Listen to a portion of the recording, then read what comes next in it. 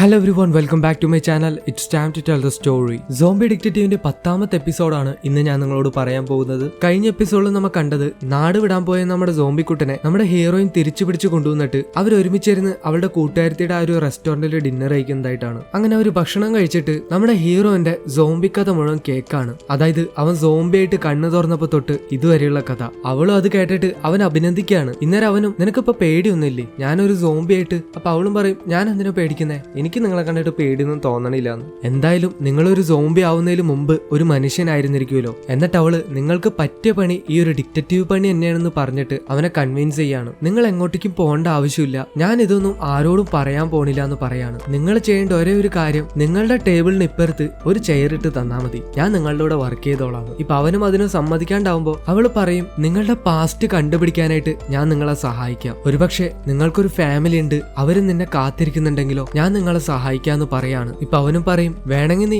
Intern ആയിട്ട് work ചെയ്തോന്നു. ഇപ്പൊ അവളും അതൊന്നും പറ്റില്ല, വേണമെങ്കിൽ 1 മാസത്തേക്ക് ഇന്റേൺ ആയിട്ട് വർക്ക് ചെയ്യാം, അത് കഴിഞ്ഞാൽ എന്നെ ഫുൾ ടൈം എംപ്ലോയി ആക്കണമെന്ന്. മാത്രമല്ല എനിക്ക് ഇൻഷുറൻസ് പാക്കേജും വേണം. അങ്ങനെ നമ്മുടെ ആളും മനസ്സില്ലാ മനസ്സോടെ അവളുടെ കണ്ടീഷൻസ് ഒക്കെ അംഗീകരിക്കുകയാണ്. അങ്ങനെ അവസാനം കള്ളു കുടിച്ച് അവളുടെ ബോധം പോവാണ്. നമ്മുടെ ഹീറോയും ഇനി തന്നെ എനിക്ക് എടുത്തിട്ട് പോകാനൊന്നും പറ്റില്ല എന്ന് പറഞ്ഞിട്ട് അവളെ തട്ടി വിളിക്കുന്നുണ്ട്. അങ്ങനെ പിറ്റേ ദിവസം അവള് ഒരു കവർ നിറയെ കാശ് അവളുടെ ചേച്ചിക്ക് കൊണ്ട് കൊടുക്കാണ്. അവളുടെ ചേച്ചിയും അത്ഭുതപ്പെടുന്നുണ്ട്. എനിക്ക് ആ ഒരു ഡിറ്റക്റ്റീവിന്റെ കൂടെ ജോലി ചെയ്തതിന് കിട്ടിയ ശമ്പളമാണ്, അയാൾ എന്നെ ഫുൾ ടൈം എംപ്ലോയി ആയി നിയമിച്ചിരിക്കുന്നു, എനിക്ക് ഇൻഷുറൻസ് പാക്കേജ് ഒക്കെ ഉണ്ടെന്ന് പറഞ്ഞിട്ട് അവളുടെ ചേച്ചിനെ സന്തോഷിപ്പിക്കുകയാണ്. അവളാണെങ്കിൽ ഇപ്പൊ സന്തോഷമായിട്ട് അവളുടെ ഭർത്താവിന്റെ ഭക്ഷണം കൂടി എടുത്തിട്ട് നമ്മുടെ ഹീറോയിന് കൊടുക്കാണ്. അവൾക്കിപ്പോ ഇത്രയും നാളില്ലാത്ത സ്നേഹമാണ് അനീത്തിനോട്. എന്നിട്ട് അവള് നേരെ ചെല്ലണത് നമ്മുടെ ഹീറോയിന്റെ ഓഫീസിലേക്കാണ്. അവന് വേണ്ട BB ക്രീമും 2 കവർ നിറയെ ചിക്കനും വാങ്ങിച്ചിട്ട് അവനെ കൊണ്ട് കൊടുക്കാണ്. അങ്ങനെ അവള് ചിക്കനെല്ലാം ഫ്രിഡ്ജിൽ ഇങ്ങനെ അടക്കി വെക്കാണ്. അന്നേരം അവള് അവനോട് ചോദിക്കാണ്, നിങ്ങൾക്ക് ഫ്രൈഡ് ചിക്കനും കൂടെ ഒന്ന് ടെസ്റ്റ് ചെയ്ത് നോക്കാം, അതിന് ഭയങ്കര ടേസ്റ്റ് ആണെന്നല്ല. ഇപ്പൊ അവൻ പറയും, ഞാൻ ടേസ്റ്റിന് വേണ്ടിയിട്ടല്ല ഫുഡ് കഴിക്കുന്നത്, എനിക്ക് ചെറിയൊരു വിശപ്പ് പോലും സഹിക്കാനായിട്ട് പറ്റില്ല,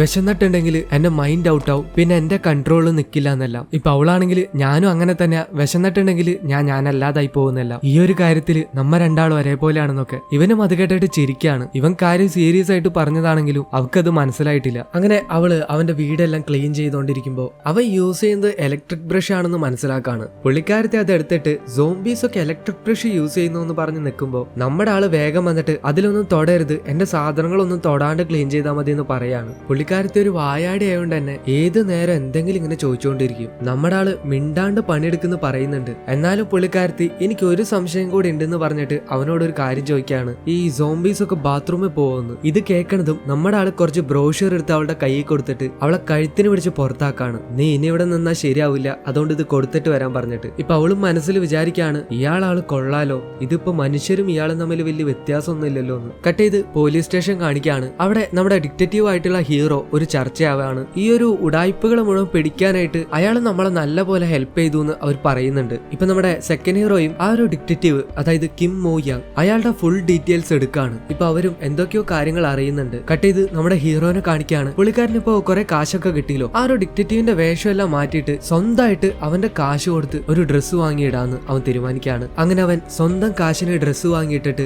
ആ ഒരു സ്ട്രീറ്റിലൂടെ നടക്കുമ്പോൾ നമ്മുടെ ആളൊരു അതിസുന്ദരനാണെന്ന് അവിടെയുള്ള എല്ലാവരും തിരിച്ചറിയാണ്. ആ ഒരു സ്ട്രീറ്റിലുള്ള എല്ലാവരും നമ്മുടെ ആളെയാണ് നോക്കണത്. കട്ട് ചെയ്ത് നമ്മുടെ ഹീറോയിനെ കാണിക്കാണ്. അവളാണെങ്കിൽ ആ ഒരു ബ്രൗഷർ ഒക്കെ കൊടുത്തു കഴിയുമ്പോൾ അവളുടെ ചേച്ചിയുടെ കൊച്ചും കൂട്ടുകാരും വന്നിട്ട് അവരെ വീഡിയോ ഗെയിം കളിക്കാൻ കൊണ്ടുപോകുന്ന ചോദിക്കാണ്. അങ്ങനെ അവര് കളിക്കുന്ന വീഡിയോ ഗെയിം ആണെങ്കിൽ ഈ സോംബികളെ വെടിവെച്ചു കൊല്ലുന്ന ഒരു ഗെയിം ഉണ്ടല്ലോ, ആ സംഭവം. അങ്ങനെ അവള് കളിച്ചോണ്ടിരിക്കുമ്പോഴാണ് നമ്മുടെ സോംബിയുടെ കാര്യം അവൾക്ക് ഓർമ്മ വരാം. ഇനി സോംബിനൊന്നും വെടിവെച്ച് കൊല്ലണ്ട, അവരൊക്കെ പാവങ്ങളാന്ന് പറയുമ്പോ ഈ പിള്ളേർക്കാണെങ്കിൽ ഇവക്കിപ്പോ ഇതെന്താ വട്ടാ എന്ന് വിചാരിക്കുകയാണ്. ഇതേ നേരം തന്നെ അവൾക്കൊരു കോള് വരാണ്. അത് നമ്മുടെ ചുള്ളം പോലീസാണ്. പുള്ളിക്കാരൻ ഡിറ്റക്റ്റീവിന്റെ ഓഫീസിലേക്ക് വന്നേക്കാം, അതായത് നമ്മുടെ ഹീറോന്റെ. ഇവളിപ്പോ അവിടെയാണല്ലോ വർക്ക് ചെയ്യണേ, നീ ഇതിപ്പോ എവിടെയാന്ന് ചോദിക്കുമ്പോ അവളും ഞാൻ ദേ വരാന്ന് പറഞ്ഞിട്ട് പിള്ളേരോട് വീട്ടിൽ പോകാൻ പറഞ്ഞിട്ട് അവിടെ നിന്ന് ഓടാണ്. കാരണം നമ്മുടെ സോംബിക്കുട്ടനെ കണ്ടാല് അവൻ എന്തെങ്കിലും മനസ്സിലാവുമെന്ന് വിചാരിച്ചിട്ട്. അങ്ങനെ നമ്മുടെ സോംബിക്കുട്ടൻ പുതിയ ഡ്രസ്സ് എല്ലാം വാങ്ങിച്ചിട്ടിട്ട് അവന്റെ ഓഫീസിലേക്ക് എത്താണ്. അങ്ങനെ ഡോറ് തുറക്കുമ്പോ അകത്തുണ്ട് ഈ ഒരു സെക്കൻഡ് ഹീറോ നിൽക്കുന്നു. ഇപ്പൊ നമ്മുടെ ആള് ആരാന്ന് ചോദിക്കാണ്. ഇപ്പൊ പുള്ളി പറയും, ഡോറ് തുറന്നു കിടന്നുകൊണ്ട് അകത്തേക്ക് കയറിയത് ഞാനൊരു പോലീസുകാരനാണ്,